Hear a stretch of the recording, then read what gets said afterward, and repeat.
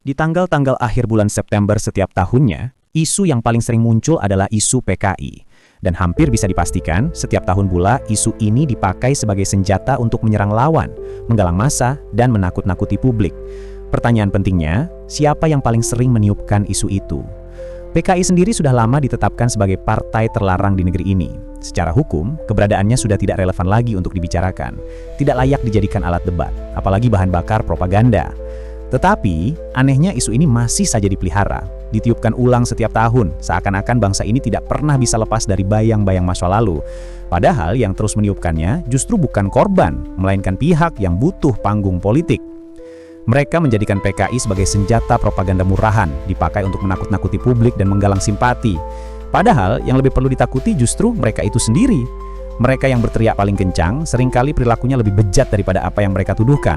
Mereka mengaku membela negara, padahal yang mereka bela hanya kepentingan sempit.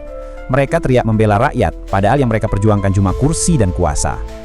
Kita tentu tidak asing dengan tuduhan PKI sebagai dalang pembunuhan 7 jenderal yang kini dikenal sebagai pahlawan revolusi.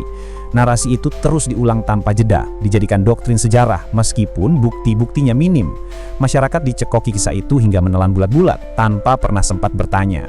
Namun, ironinya, mereka yang paling keras membenci PKI justru berkelakuan jauh lebih hina. Mereka meneriakkan kebencian ke pemerintah yang berkuasa, seolah tak ada satupun yang benar kecuali dirinya. Bahkan Tuhan pun mereka rendahkan, seakan-akan sang pencipta perlu dibela oleh manusia lemah yang rakus kuasa.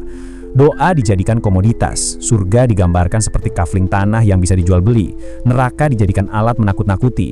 Umat mereka giring seperti bebek ke kandang, dicekoki doktrin buatan sendiri agar tetap patuh, tetap tunduk, tetap tidak berpikir. Ironis makin kentara bila dibandingkan dengan kelompok-kelompok lain yang juga sudah jelas-jelas dinyatakan terlarang. Ada kelompok yang kiprahnya penuh dengan aksi premanisme, intoleransi, dan intimidasi, terutama di bulan puasa, menghentikan pedagang kecil dengan dalih menghormati orang berpuasa. Ada juga kelompok yang terang-terangan ingin mengganti ideologi negara dengan sistem khilafah.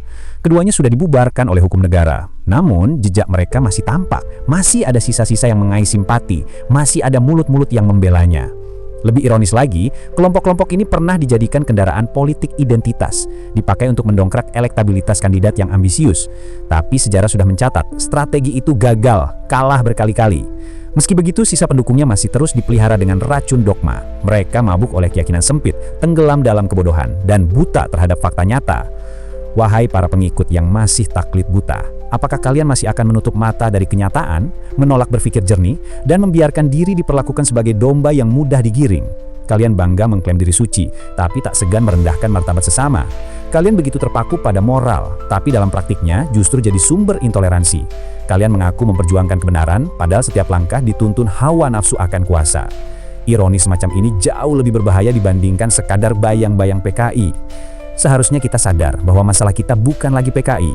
Masalah kita adalah orang-orang yang terus memelihara kebencian, mengulang narasi usang, dan menjadikannya alat untuk menutup kebusukan diri sendiri.